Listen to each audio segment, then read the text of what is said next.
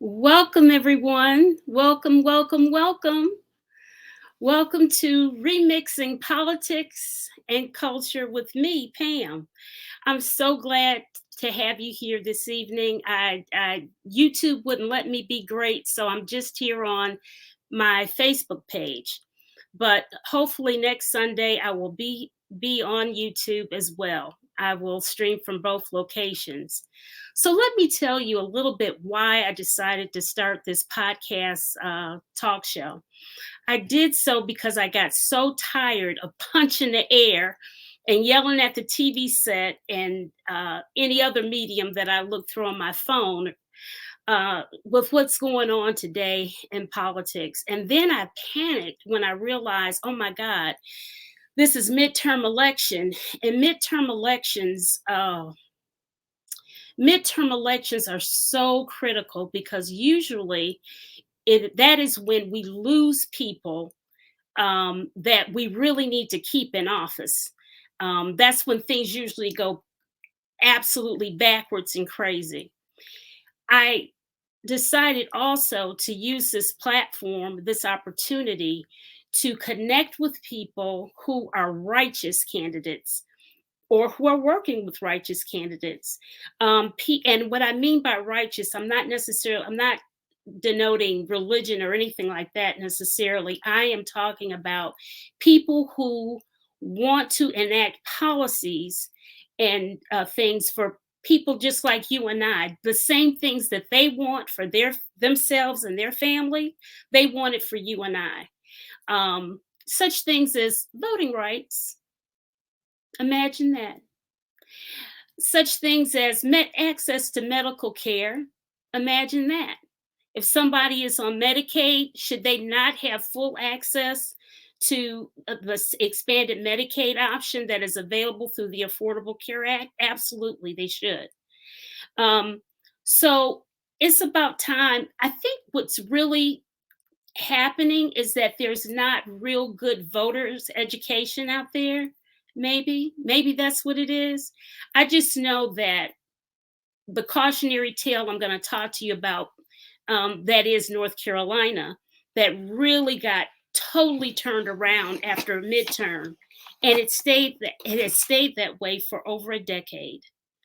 After we got Barack Obama in office, and you know how hard that work was. I was one of those people yelling, screaming on the corners, trying to get people to vote, all of that. I was so enthusiastic and so excited because we were just determined to make something happen against all odds. And we did.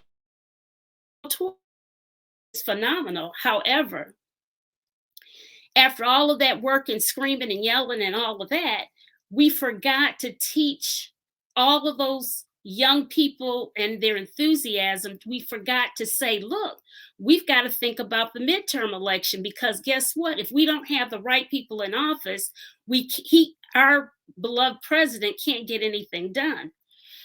And sure enough, that's exactly what happened. But here in North Carolina, what happened has impacted us since 2010, and that's a long stretch, over a decade, to have such regressive policies to happen to all of us here in this state. And it isn't just in the state of North Carolina, but I can attest to what happened here. The Republicans swept the NC legislature in 2010 in both the House and the Senate for the first time in 100 years. So you know they were happy. They were happy and we were miserable. Phil Berger and Tom Tillis. Tom Tillis is now a senator in Congress. They were overjoyed. They were overjoyed that they took over, and oh, the plans they had. And guess what? They got to enact just about every last one of them. So what has happened since then, fortunately, in 2016, we did get a governor, Roy Cooper, to kind of help stem that tide. We got some more Democrats in office locally and what have you, but we still have too many of the Republicans ruling things. And so it was a close election in 2016 between Roy Cooper and Pat Mccrory. I really try to forget his name, to be honest. Pat Mccrory was the first time governor in the state of North Carolina's history who did not win as an incumbent. And Roy Cooper kicked him out. I should say we kicked him out because we fought hard to get him in that office. But what's also interesting about that is that Pat Mccrory just fought and fought to stay on, so kind of like Trump. And he didn't concede that office until December 5th. So it was just exhausting. It was exhausting. He was exhausting. The whole thing was a mess. So in another election year in 2013, North Carolina had sort of like a supermajority because that's an off election year. Yet another year where a lot of people didn't take interest to vote. And in doing so, they really ramped up their policy making things. But then our beloved Bishop Barber, William Barber, came along and he started doing those Moral Mondays. And his Moral Mondays resulted in many people being arrested and what have you at the state legislature. But he made enough noise and what have you where people were paying attention to what is happening in North Carolina. Because I will tell you that really so many things have regressed since the Republican invasion. And our beloved William Barber took his Moral Mondays, like I told you, and he was just absolutely disgusted. And he talked about how the Republican Party was absolutely committed to regressing policies and to take from the least of these. And what they took, education got gutted. They didn't raise any taxes. However, they raised the taxes really on the backs of the poor and middle class by taking away so many programs. Gerrymandering, which is we're in the same situation again as we were some 10 years ago. The judge who ruled on that case said it was like surgical precision how we were being prevented from voting, how Black people were being marginalized in voting. And so that got overruled and we made it through that. And so now we're going through it yet again because we've had the census, and the census determines, how many representatives and what have you that we have. And yet again, to this day, in the 21st century, the year of our Lord, 2022, we are still fighting voters' rights, the gerrymandering of the state, and Medicaid expansion so people can have health care, even though we already have the Affordable Care Act. And we know for a fact statistically that the Affordable Care Act has had its largest enrollment period during this Biden era, as it should be, considering how COVID has just decimated our country, 800,000 people plus. So I thought that instead of punching the air, I would do something that's very uncomfortable for me. And I'm really out of my element because I'm a person that is always typically behind the camera, behind the scenes. I tell other people what to say, what to do, and all of that. And here I am trying to tell you guys, we've got to do something. And if I feel like I can get out of my comfort zone, I hope you can too and do it with me. And obviously, I really want to talk to people who are running for office, all matter of offices, because every elected office matters, whether you're on the city council, whether you're a county commissioner, whether you're a district attorney. Think about it now. Think about that DA's position. Think about what happened with the Ahmaud Arbery case. Okay? If it weren't for that Dennis the Menace looking guy, doing the video, we would have never known that how Ahmaud really was killed.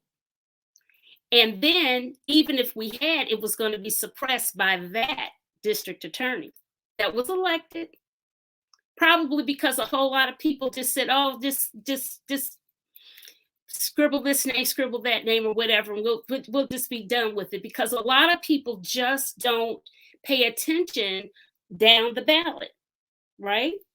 I know that for a fact because oftentimes I have to really be conscious, or I'll cheat and call my good girlfriend, Dr. Trevi McDonald, who's a professor at UNC, and she'll tell me, Pam, I'll cheat because I know that she always studies everything, being the good professor that she is. But I want to hear from you guys. I want to share this forum with you. I don't want to just talk and talk and talk, because I really like to hear your comments, things that you're thinking about, things that you think that can make a difference or whatever. So I'm going to share this link. Let's see. I'm going to share this link, and I'm supposed to be able to put you up. I'm going to put it in the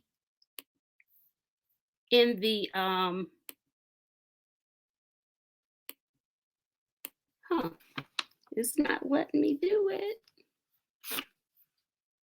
I see your comments, so I'm trying to see where.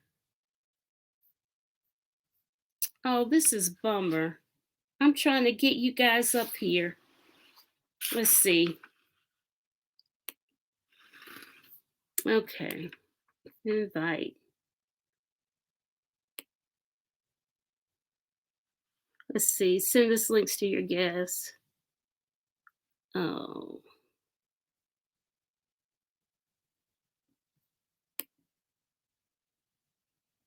Okay. Oh. I can't see how to put it on here. Let's see. I'm gonna send it to you, Edith, and see if I can put you in a private chat, and then you can get the clip. Let's see.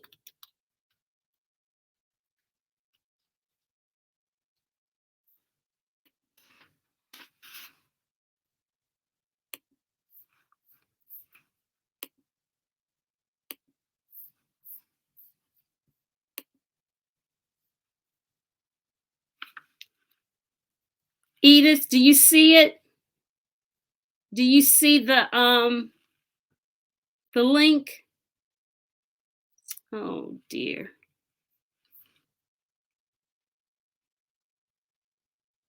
Hmm.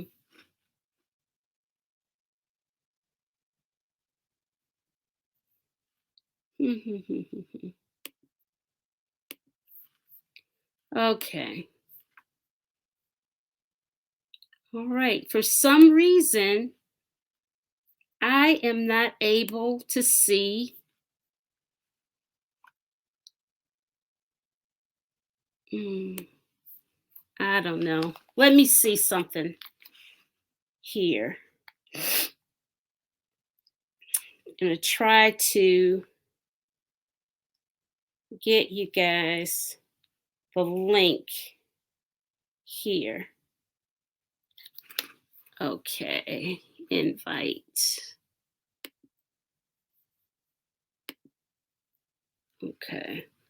Okay. What I'm doing, guys, I'm putting the link in the actual Facebook commentary.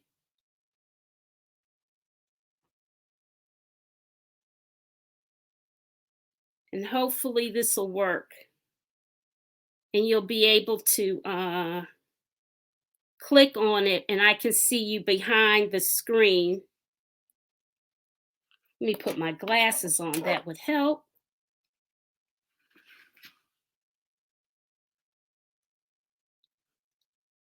Okay, bear with me. Hold on. YZG.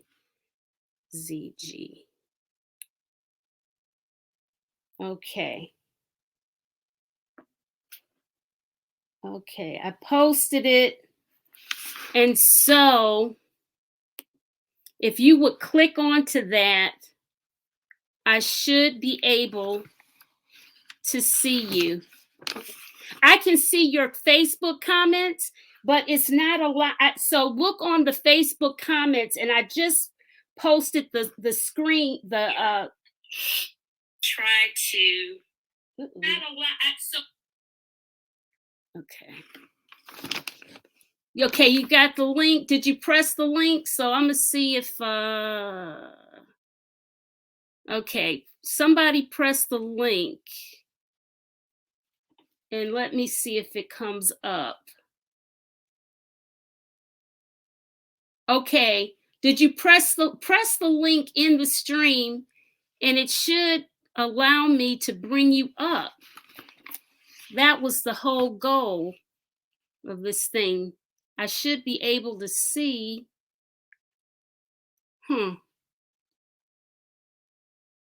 Somebody type in there and tell me if you've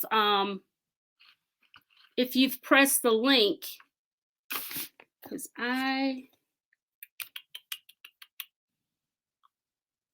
oh, there's Judy. Yay! If you've pressed the link, because okay, hold on, let me cut off. Can you see? Oh, there's Judy. Yay! If you've pressed the link. You can hear me? Hold on, let me yes, and I see Ron and Alicia. Yay! I'm not camera ready at the moment. I didn't know I was gonna be on TV.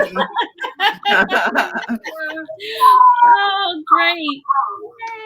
I'm hearing all of this background stuff. I was gonna be on TV. I wonder why are we hearing so much background? Hold on. I'm hearing all of this background stuff. I was gonna be on TV. Okay. I'm hearing so much background. Hold on. You have to mute everybody, twin. Yeah, I think so.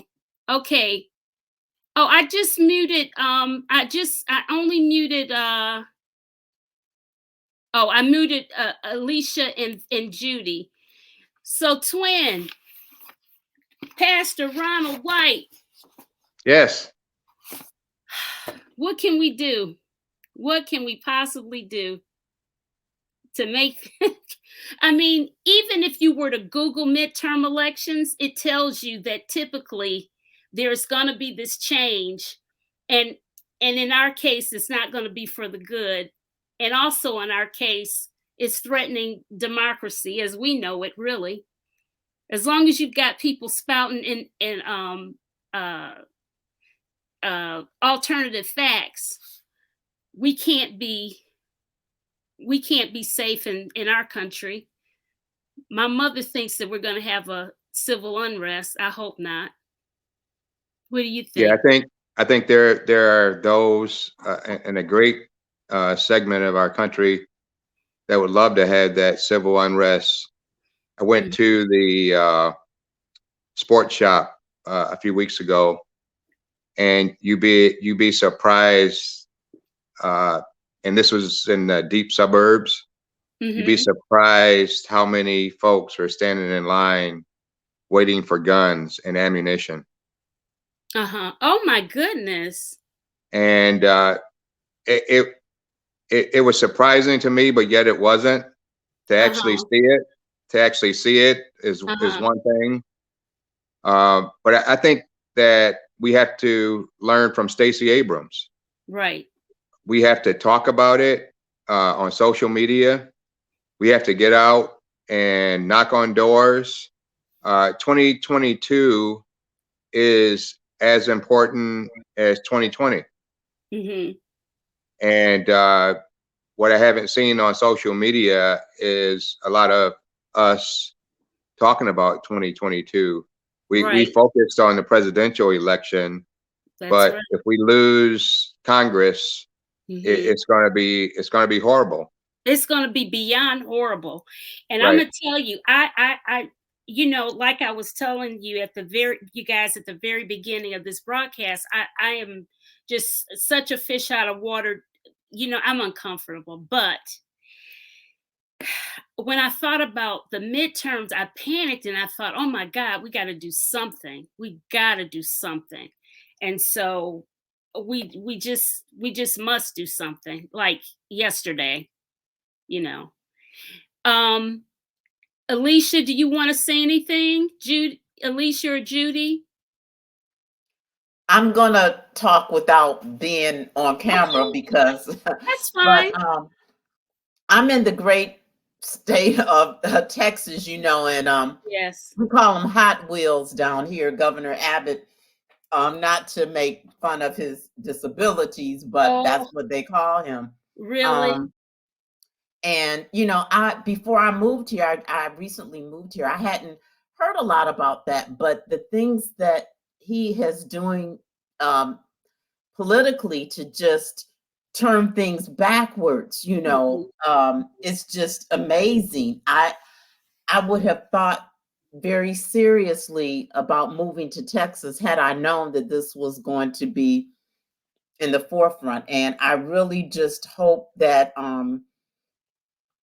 Beto is able to put them out, because Mhm. Beto is going to run for governor down here. But yes, I said that I don't care if it's just a minor election and it's just Mhm. something on the local school board. I'm going to be at every um, election that I can, as long as I'm living to vote, because I could see us, going backwards very quickly. I mean, I don't think people understand we're really not that far removed from slavery.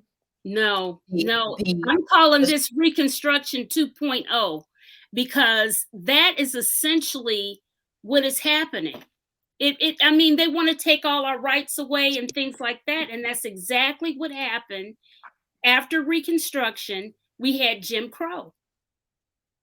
right. And with all of the legislation to stop having certain books being Mhm. in our public schools. It's Right, like, okay, you don't want to tell the truth about what is really, happening. And if you right. don't know your history, and we're talking not just about slavery, but the Holocaust Oh, and the yes. Native Americans, Yes. they don't want any of the bad stuff, Right, here. right. And even with the state of Texas, people thought, oh, the Alamo, the Alamo. They don't Mhm. understand why that really occurred, because the Mexicans said, okay, yes, you can have this land, but no slavery, right? And then Mhm. what did they do? They brought slavery to Texas, and that's what the fight was Mhm. about, and Juneteenth. I was Mhm. 30 years old until before I found out what Juneteenth was, and that was only because I found my father's side of the family, who was from Texas, that explained to me about Juneteenth. And when they told me, it seemed so unreal that it took me a while to process it. Like, what? It's like, because coming from Michigan, I had never heard of Juneteenth. Had you all? No, I mean, all of us No, that are on this call are from the great state of Michigan. Okay, And let me call you back. okay, and we just don't know. We didn't know. I don't remember learning about it. Right. And so no, you're talking about 2 years, not just 2 months. You could maybe understand a 2 month delay, but two Mhm. years? Right, Think right, about that. Think about right, that. So right. um yes, I may not be running for any office here in Texas, but I will do whatever I can to help voters, register. And we have a influx of people coming from California and Colorado, but Right, all of them are not necessarily liberal. I saw right. the other day that there's these conservatives up Mhm. near the Dallas area in Frisco that are coming from California, and they're Mhm. coming because California is too liberal. Oh So my. Oh they're my. they're wanting to be in the conservative spot here in in Texas. But yes, we have to educate these young people and even some of the older ones to get out and vote. You Right, know, pray right. and vote, vote and pray. Yeah, right. And move your feet. Listen, Kathy and Brenda, look for the link that I posted on the Facebook page and click on it, and I can bring you up to the screen.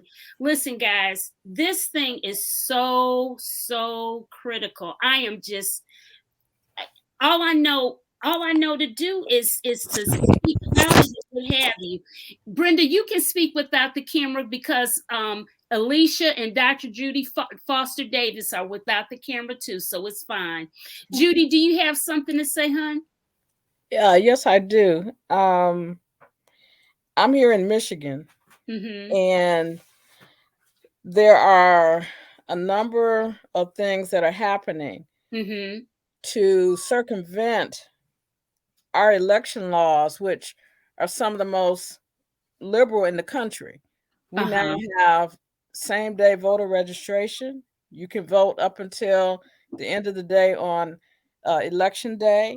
We have no excuse absentee voting, and some other measures. But and we need all of that. Right, we need all of that. And we had record turnout in the last election cycle. However, there is a petition being circulated. It's called something like Secure MI Vote. And basically, it's a petition that seeks to undo some of these election laws under the guise of election integrity or election security. And it only has to be signed by something like 3% of the population to become a voting, to become an issue on the a ballot initiative. And it can go into law without the governor's signature. Our governor's not going to sign something like that. Right.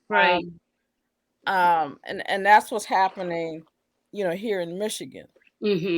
So one of the things that I think has to happen, and I put this as a question, I guess it's in the private chat, is we need to think about what type of voter education we need to engage in advance of these midterms. Yes. People think it's like a long way off. No, it's not. And that's why and we have, in cases where they have primaries coming up, they come up in the summer. Right. Comes up real fast. Right. And in North Carolina right now, we are fighting our second big gerrymandering situation. One court said, "Oh, we're not going to get involved with it because we don't want to usurp the legislature." And I'll have to have Brenda. Brenda's not on here yet, but I'll have to have Brenda to explain that one to see what's happening with the courts on that, because that has pushed back our primaries to like May or June, which is crazy because like I know it is so hard to muster up all of that energy to get people to vote. And the thing is, those very people that they're trying to disenfranchise, they're the very people that impact them the most with policies. But really and truly, at this time, with the threatening of our very democracy, is threatening all of us. Yeah. Yes, it is. Yeah. Yes. Paul Tucci. Can you hear me? No? Yes, I can. It's always good. I'm just dropping in. I'm just listening in on everything. Oh, okay. But it's very interesting because I'm getting my news from just primarily MSNBC and CNN a little bit, and then NPR, just like that. So I see things in the sort of the darker, in a sense. Yes. The flavor, like the stuff that's freaking you out. Okay, I see that. But but listening to everybody there right now, it's my only comment is that this thing is it's bigger than just a racial issue. There's a lot. Yes. It seems to me like it's much bigger and badder than just any one group. It's like it could you could slice and dice America down, and Uh-huh. it's bad, potentially bad for a lot of people. But at Uh-huh. the same time, it's like the people that are most affected by it are the ones that are voting against it, right? So Yeah. it's a weird thing, and trying to get, I don't know, they don't really give too many people that tell, oh, here's what we can do about it. I mean, somebody had mentioned Beto O'Rourke. I think that there's some people out there that talk about a solution or what's going to happen that's going to be on the other side of this, the good side of it. But Mhm. I'm not seeing that for the most part from what the reporting is that's coming out. I don't Mhm. see positive, oh, here's what's happening to protect democracy, or I don't Mhm. hear that much. Mhm. Right. I'm sure it probably is, because when you think about it, there's 80 million people that are not into destroying everything, that are in the Right. woodwork, they're in the judicial system, they're in the legislative, they're there. They got to Mhm. be there. It's just not a walk in the park. So there's got to be millions of people that are on your side of it, right? So that's the only, but I can't point to any, law that was passed recently that's protecting people. I don't know this. I wouldn't Mhm. know this. Aside from Mhm. redistricting in Michigan, which is, where they had a committee outside of the legislature do it. And even that was, if you hear some people talk about it was positive, and you hear other people talk about it was negative, and I can't figure it out. It's too complex. Mhm. It's sort of Well, like that, It it Michigan. it it's absolutely crazy. I know I think I may have told you guys in my intro that in North Carolina back in 20 when was it? It had to be in the 2013 area because that was an off year election. One of the judges, or maybe they ruled on it in 2015, but one of the judges literally said that the gerrymandering was with a surgical precision to um, take away the rights of minorities, that it directly impacted them. And so I have to trust that information because it came from somebody that had tons and tons and tons of legal briefs and information and saw it. And I'm just hoping that just like in Alabama, that North Carolina will yet rise one more time against this gerrymandering so that people are not locked out the power of the vote.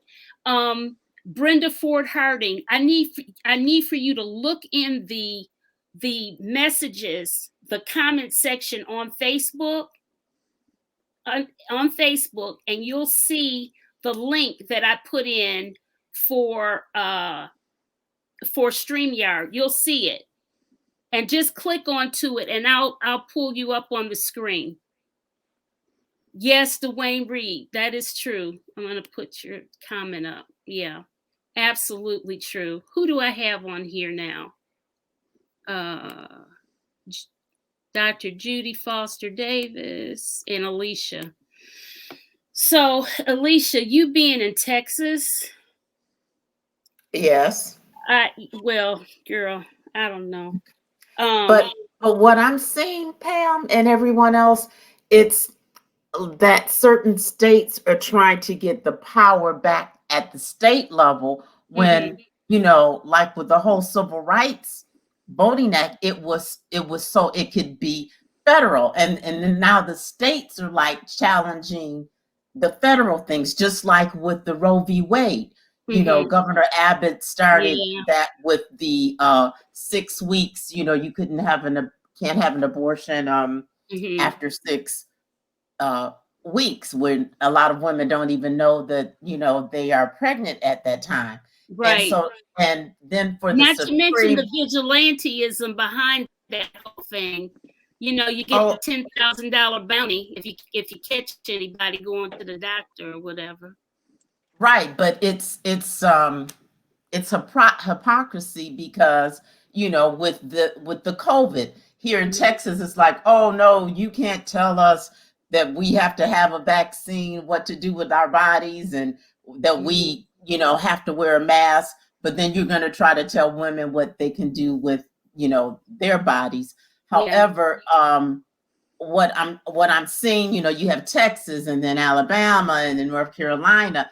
All of these states are trying to say, no, the state should be in control, where there are federal laws that, you know, that's why they're in place. Because, you know, back in the 60s, the states did have the power, and it's like, no, they made it federal. Now the states are trying to like reverse history to make it the states have power again. And that's what it seems like people aren't understanding. They're not grasping that. And, you know, to me, I would think that more people would be in an uproar across, you know, the country, you know. But some people are like, well, that's in that state, you know, as long as it's not affecting me, I don't care. Well, it could very well affect you one day if you're quiet.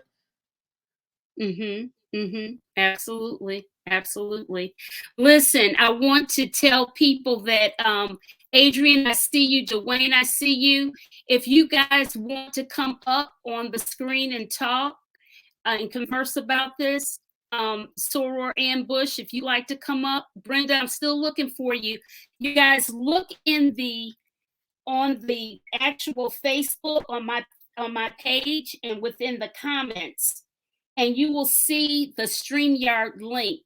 And if you press that link, it'll let me know and I can bring you up so that we can hear you with your concerns. Okay, Brenda, I especially want to hear from you because you know this legal side in North Carolina about what's happening with the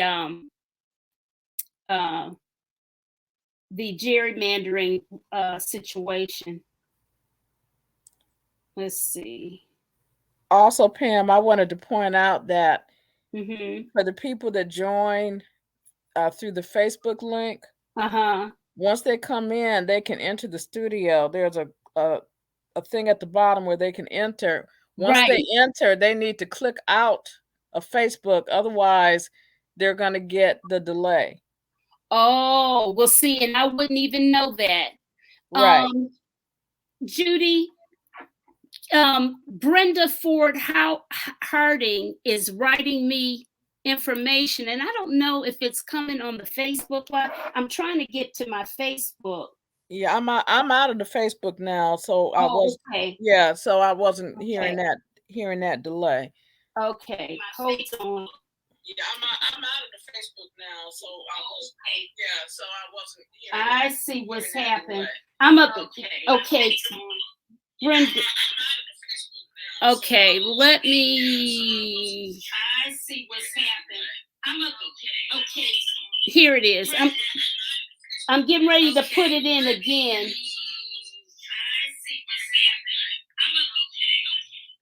Okay. HTTPS. You guys can keep talking. I'm just trying to see if I can get Brenda on here. I see what happened. She can't see.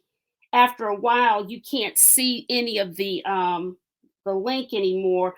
I can't wait to be on YouTube. YouTube has some kind of restriction. If you have a new YouTube channel, it will not allow you to go live until it does another verification, which is so weird because it's not like I'm new to Google or YouTube. So, okay.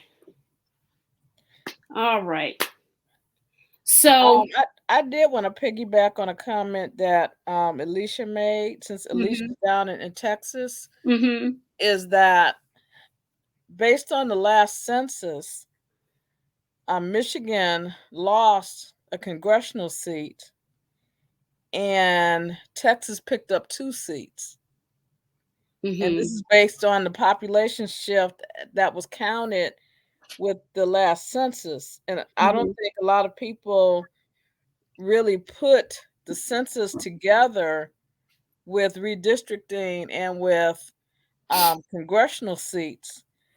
And there's some thinking that, certain communities in Michigan were unaccounted, whether or not that was, deliberate, or whether or not people just didn't participate in the census because, they don't trust the government and what have you.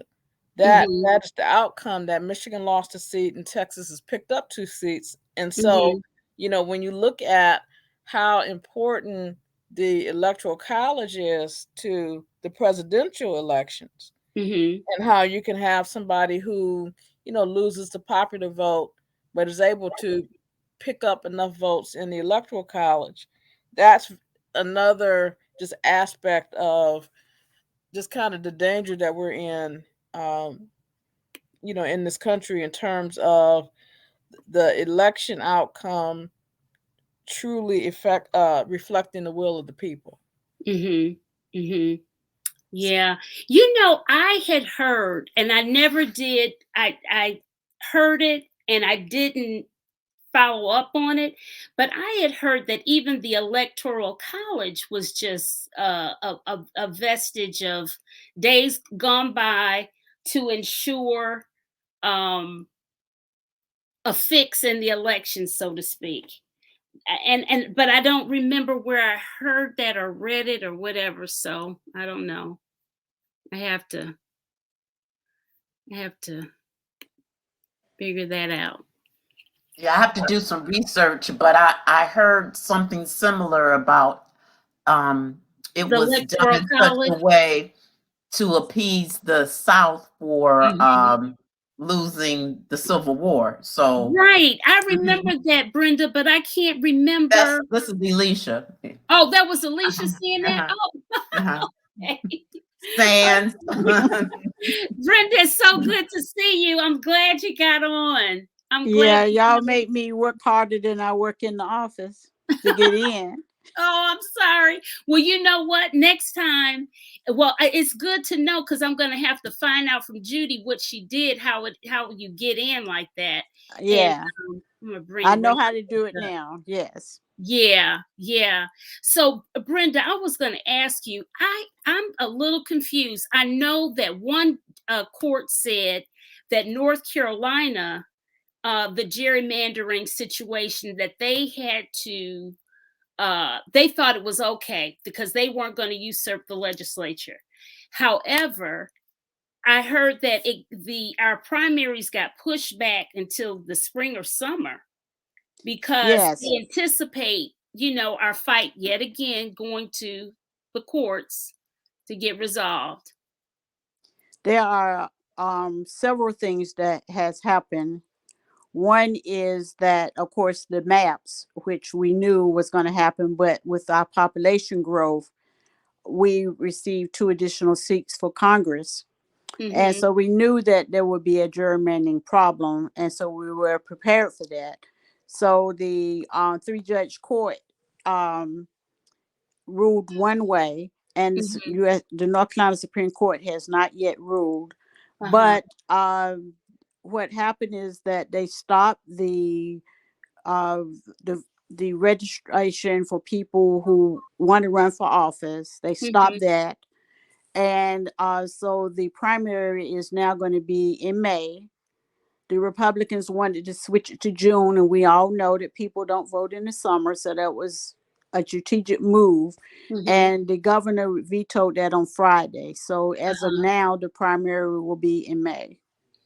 Okay, so but we're gonna have a massive job to do to figure out who's running and who is Correct. a righteous candidate, as I say, that Correct. type of thing. Because what happened is the people who already filed to vote, to run, Mhm. do not have to refile. Mhm. However, only a small percentage filed, before that time was cut off. So the Uh huh. filing period will be reopened.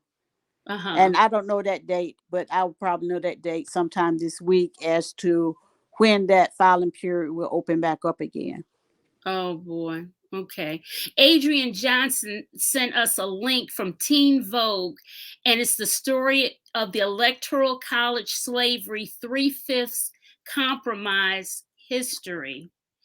Thank you, Adrian. Thank you, thank Yeah. you, thank you. Because that must be, you know, I know I've seen something a long time ago, but evidently somebody has pushed out that article. Thank you so much. Thank And can I say just a you. something Absolutely. that's always on my mind because people never talk about it. Absolutely, please.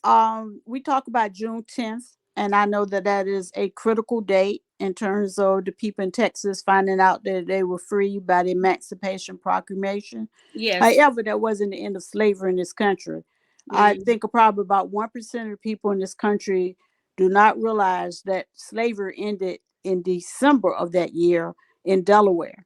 A lot of people don't realize that Delaware was the last legal slaveholding state in the country. What? Really? I hadn't That's heard correct. Delaware? Yeah. Really? So Delaware in 1865 or 1867? 1868, I believe, or 67, but not 65. It was Okay, after June 10th. June After juneteenth. 10th. Okay. Juneteenth. Mhm. Uh-huh. Wow. I tell you, that this is what I love having these conversations, and because you know what, we learn so much from one another. We really do. We Hmm. really, really do. And I just I all I know is that we are really back again in the with the fierce urgency of now. My pastor I go to St. Joseph's AME Church in Durham, and my pastor is Pastor J. Augustine, and he has preached about that. And because he's really he's a traditional pastor, but he's very much a social justice pastor. And And a civil rights lawyer. yeah, he's a civil rights lawyer. He has worn many hats. So I tell you, we're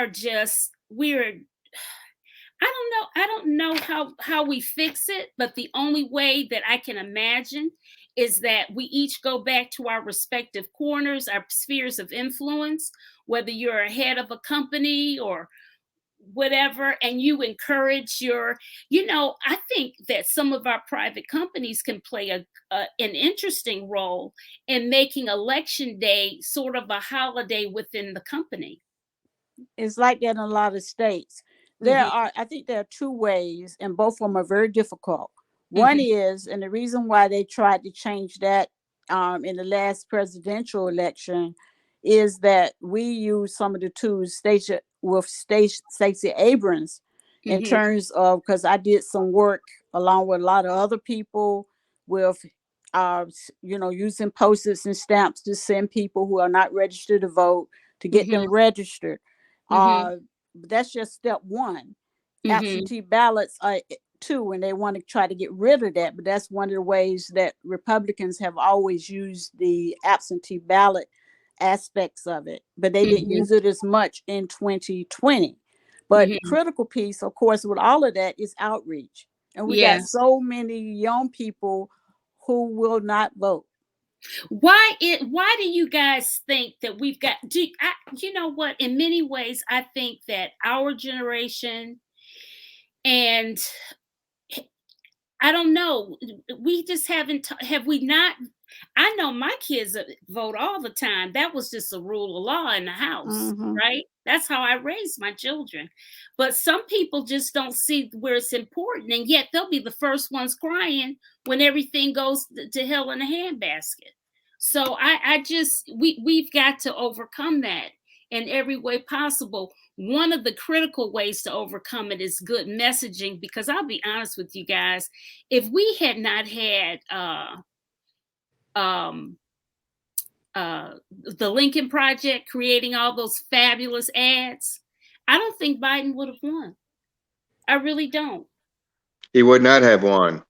Yeah, he would not have won because the messaging that the Democrats consistently do, they don't do well. And I don't understand it. I Pam, this know is that it's very difficult, but I think some of the tools that we used in the 60s and 70s should be tools that we use again. And that is, we had pods of people in their neighborhood so that you didn't have so much burden on yourself, like trying to go all over this, for example, the city of Durham. You only do your neighborhood, and getting people to vote and talking to people. It's amazing when you just chit chat and talk to people, Right. because you get them more interested in a piece of paper. And a lot of people throw away what's in the mail. Yes, you know, we do. Yeah, yeah. I think we're going to have to get back to that, because it's critical that we get people to vote, because it makes no sense if we're in the majority and we can't get people elected. Right. I want to read this comment that Adrian posted. She says, yes, but Republicans have also won the presidency by winning the Electoral College. Dems win the popular vote, Hillary Clinton, but lost the election to Trump. This is why we need to get rid of the Electoral College. I absolutely agree, because look, we should have gotten rid of it when it was Al Gore and George W. Bush. We should have gotten rid of the Electoral College then, because the Supreme Court picked who was our president. Okay, that's the absolute fact. And then here we have a different point of view from Dwayne Reed.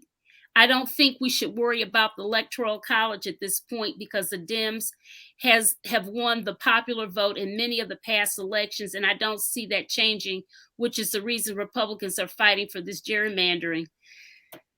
I don't know. They're fighting for gerrymandering because people are just being hateful. You know what? Listen, I believe in democracy. I absolutely believe in democracy. I believe in a two-party system. I absolutely believe in it. But what I don't believe in is MAGA. I don't believe in anything that takes away the humanity and equity for other people. I don't agree with that at all. I don't. And so I'm looking, like I said, for righteous candidates, righteous campaign leaders, people who've written books, people who are running for office, all that type of thing. And it doesn't matter the size of the office. You can be running for city council.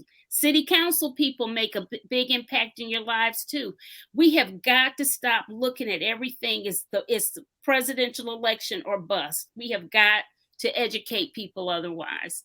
Ron, you were saying something earlier and didn't complete it. Yeah, I would just, thinking about our nation as a whole. And when you look at the history, we boast of being a Christian nation, but we're anything but Christian.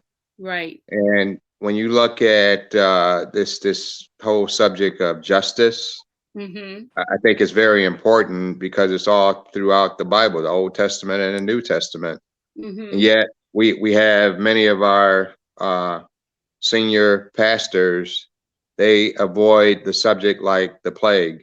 And this has been one of the big changes. As a pastor, I'm very disappointed in what's happening in our churches today, because I think that's one of the venues that really should be keeping people educated. Let's not talk about Republicans and Democrats. Right. Let's talk about right and wrong. Right. Exactly. And many pastors are totally avoiding the subject because they don't want to get categorized as being a Democrat or Republican. And I just think that you have to put the truth out there and let people decide what's right and what's wrong. And when you look at what's happening in our nation today, there's a lot of wrong still going on. I did prison ministry in Jackson for 10 years, Jackson, Michigan. And when I would walk in there and see all of these African-American men that look like me, Many of them were arrested unjustifiably, but they didn't have money to hire high-powered lawyers. And some of them are still there today. Those are the kind of things that we got to address. We talk about justice again. There's no justice there for a lot of those people. And guess what? Many of them have families, and their families have had to do without them for all these years. Right. And again, we have to, we have to meet this head on. They want to take away voting rights because voting is power. Yes. Voting is wealth, and you know what's happening with the disparities between poor people and rich people. It's widening. Yes, it is. Yes, it is. I don't think it's so much a subject of black and white. I think it's more of a subject between rich and poor. That's right. The haves and have-nots. That's what we've become. And I'm gonna tell you, you can't, you can't want any less for anyone else than you would want for yourself. Right. That's being righteous. Yeah. And it has nothing to do with any type of religion that you practice. It's just being right. Why would you take away something from someone else that you demand for yourself and your family? I mean, and that should be the litmus test for all of our candidates. And we need to be vetting people a lot harder and what have you. I really do. I know that here in Durham, North Carolina, we have groups that give us placards that tell you should vote for this person, not for this person, that kind of thing. But I still think that I look at all of those, and then yet I make my own decision. I look at what they say, but I also double check my sources as well. So, wow. Could we go back a minute, back to the part about voting and voter registration? Yes. Particularly by felons and ex-felons. Yes. And one of the mechanisms is expungement of the record, because without that expungement, you cannot register to vote. So that's step one. Okay. So you can't even get to registering to vote until your record is expunged. And how long does it we take do that to expunge on a smaller level here in Durham, in terms of the DA's office, where we have expungement clinics with other people and expunge their records. We expunge records from juveniles so that when they get to a certain age, they can vote. Yes. But also on a larger scale, John Legend was responsible for thousands of expungements in Florida, in which a lot of Black people were able to vote for the first times in their lives. And the midterm and the last presidential election, strictly by using the mechanism of expungement. And I did some of that work also when I practiced in DC. But DC has always been a place where expungement was a mechanism, and it's just becoming more popular now throughout the country. Wow, Brenda, we need to talk more about that. I know that our fabulous district attorney reached out to me about being interviewed and what have you. And I have an email address, and I thought I had made a whole little ticker tape thing that was supposed to be running along. Look, y'all know this is my first time, but I'm going to put it out You're doing there. Wonderful. You're doing good, ma'am. You can just call me.